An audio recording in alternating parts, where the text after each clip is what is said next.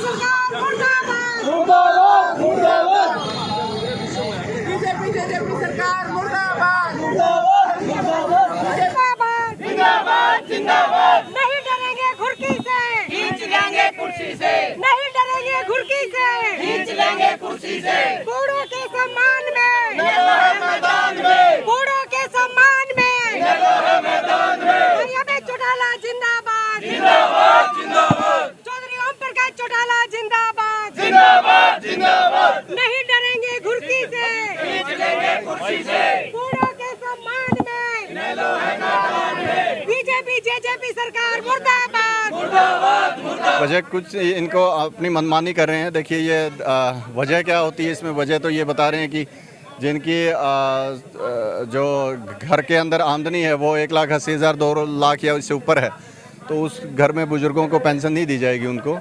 तो ये तो बुज़ुर्गों का मान सम्मान है, ये नहीं है कि इससे कोई आर्थिक मदद होती है, बहुत बड़ा बैंक बैलेंस खड़ा हो जाता है बुज़ुर्गों का। ये मान सम्मान के रूप में इनको दी गई थी। ये प्रदेश का बुज़ुर्ग हमारे मान सम्मान, और अगर हमारे मान सम्मान के ऊपर, बुज़ुर्गों के मान सम्मान के ऊपर, इस पेंशन के ऊपर अगर ये काटने का काम करेंगे, कुठाराघात करेंगे, तो गठबंधन सरकार को हम चेताना चाह रहे हैं कि एक बड़े जन आंदोलन के रूप में इंडियन नेशनल लोकदल बुज़ुर्गों के साथ पूरे प्रदेश के जनता के साथ मिलकर सड़कों पर उतर जाएगी। क्या ये एक चेतावनी समझ सकते हैं जो आपने? नहीं, चेतावनी नहीं है ये। अभी इंडियन नेशनल लोकदल पार्टी का अभी जो आज हम ज्ञापन दे रहे हैं, अगर इसके ऊपर कोई कार्रवाई नहीं होती है, उसके बाद हमारे इंडियन नेशनल लोकदल का जो नेतृत्व है सम्मानित चौधरी अभय सिंह चौटाला जी, वो कार्यकर्ताओं के साथ, पार्टी के तमाम पदाधिकारियों के साथ बैठ के मीटिंग लेंगे और उसके बारे में जो नया एजेंडा होगा वो आपको बता दिया जाएगा। क्या किसी तरह की कोई उम्मीद है, क्या आगे काम होगा?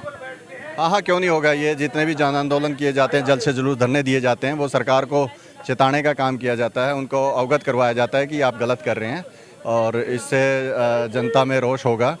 तो बहुत सारे कदमों में सरकार को पीछे भी हटना पड़ता है, तो क्यों नहीं सरकार को मानना पड़ेगा। देखो, इस सरकार ने ये घोषणा की है कि जिन परिवारों की आय 2 लाख के लगभग है, 1,80,000, उनकी पेंशन, उनके बुजुर्गों की पेंशन काटी जाएगी।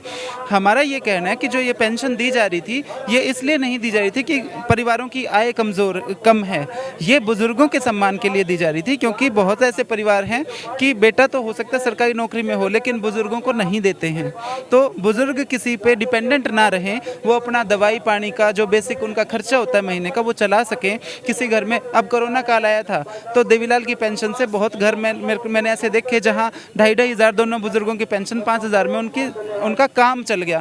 अब उस पेंशन पे ये सरकार अटैक कर रही है, जो कि बहुत दुखद है। इनेलो पार्टी इसका विरोध करती है, क्योंकि इनेलो पार्टी ने ही पेंशन की शुरुआत की थी। वो तो आपको लगता है कि बुजुर्गों का जो है सम्मान के रूप में वो राशि दी जाती थी, लेकिन काफ़ी लोग ऐसे भी हैं जिनका मानना है कि शायद ये वजह नहीं है, सिर्फ गरीब लोग हैं इसलिए उन्हें पेंशन दी जाती थी। उसको आप किस तरह से? देखो, अगर किसी को लगता है कि भाई तुम्हारा ब्योंत अच्छा है तो मत लो पेंशन, लेकिन आप उसको रोक नहीं सकते।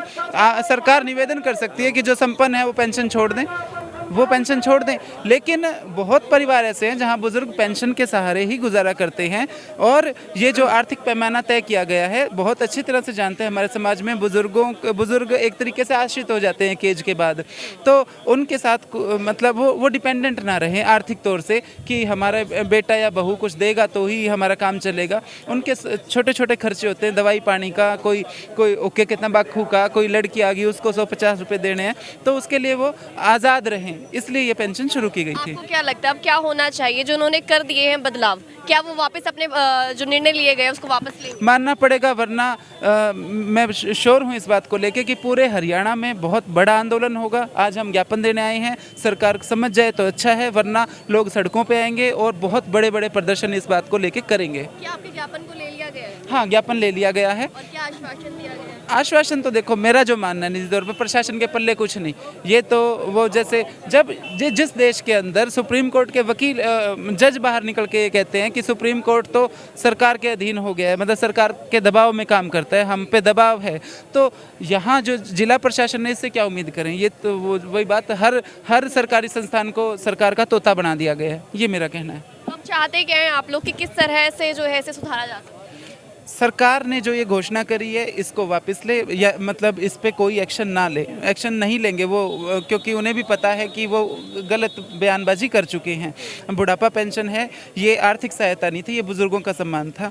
और उसके अलावा मुआवजा जो हाँ, जल भराव बड़ी समस्या है, गांव के गांव डूब गए हैं। शहर के अंदर जैसे मैं देखती हूँ रिपोर्टिंग, क्योंकि मीडिया ज़्यादातर शहर में बेस्ड है, तो शहर के अंदर अगर 2-3 फुट पानी खड़ा हो गया किसी सड़क पे वो भी खतरनाक है, लेकिन गांव की तो रोजी रोटी ख़त्म हो जाती है, रोजी रोटी ख़त्म हो जाती है, फसलें ज़ीरो हो गई हैं, पशु लोगों ने अपनी रिश्तेदारियों में भेजे हैं, घर डूब गए हैं, लोगों के घर बैठ गए हैं, ट्यूबवेल बैठ गए हैं, तो उनको तो बहुत बड़ा आर्थिक नुकसान हुआ है। यहाँ अगर फुआरा चौक पे पानी भर जाता है 2-3 फुट, वो तो एक मनोरंजन के लिए विपक्षी पार्टियाँ। एक बात बताइए, विपक्षी पार्टी को ये चीज़ नज़र नहीं आती कहीं ना कहीं, लेकिन आपको कैसे नजर आई?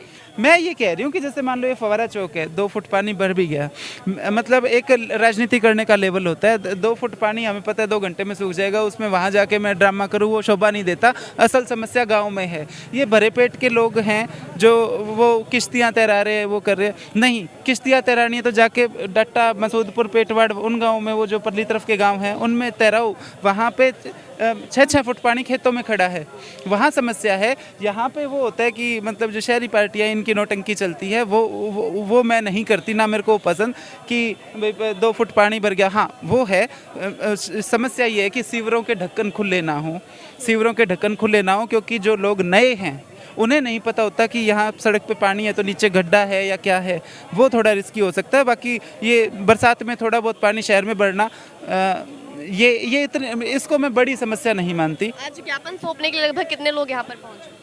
काफ़ी सैकड़ों की संख्या में आपने देखा लोग पहुँचे थे, जिसके अंदर महिलाएं थी, भारी संख्या में बुजुर्ग थे हमारे, और सभी देखो ग्रामवासी हैं जिनके खेतों हाँ में पानी भर जाता है। हाँ जी हाँ, ये ग्रामवासी हैं। इसके अंदर अलग अलग गांव से लोग आए हुए हैं। कुछ टिब्बे के एरिया भी है जहाँ पे कितना भी बरस जाओ उनको फ़र्क नहीं पड़ता। कुछ गांव तो हमारे ऐसे हैं अभी भी बरसात की वेट कर रहे हैं। सरसाड़ा बाढ़ संबंध में बारिश ही नहीं हुई, तो जहाँ जबकि पूरा राज्य के अंदर जल भराव से नुकसान है, लेकिन कुछ गाँव ऐसे हैं जहाँ जो अभी भी बारिश का इंतज़ार कर रहे हैं।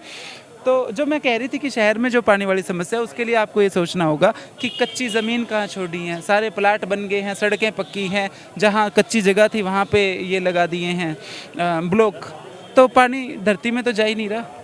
तो ये जो असल समस्या है वो गाँव में है, खेतों में है, ये मैं कहना चाहूँगा। शुक्रिया मैम। बूढ़ा के सम्मान में मय्यद चौटाला जिंदाबाद, जिंदाबाद जिंदाबाद, नहीं डरेंगे घुर्की से, खींच लेंगे कुर्सी से, नहीं डरेंगे घुर्की से, खींच लेंगे कुर्सी से।